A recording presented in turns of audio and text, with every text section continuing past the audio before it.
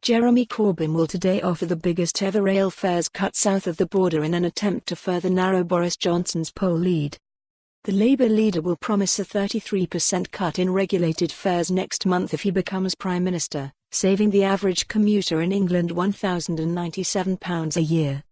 The £1.5 billion policy would be paid for from existing Department for Transport budgets and by ring-fencing money from the £6.5 billion already raised by Vehicle Excise Duty. Labour said it would set aside part of the revenue to create a sustainable transport fund and carry out road repairs, rather than build new roads adding to congestion and pollution. Rail transport is devolved, but Labour suggested the cuts would apply to cross-border routes. The party said, decisions on whether to fund rail fare reductions in Scotland and Wales are a matter for the devolved governments.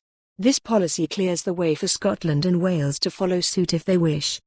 In the meantime, the fare reduction will apply to rail journeys wholly or partly within England. The Tories called it desperate.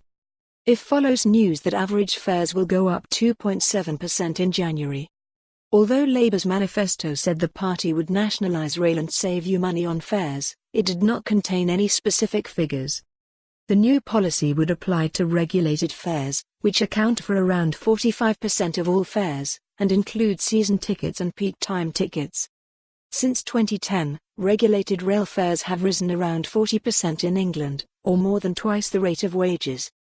The eye-catching giveaway, which follows last week's £58 billion offer to compensate 3meters women who lost out on state pensions, comes as new polls showed a narrowing of the Tory lead.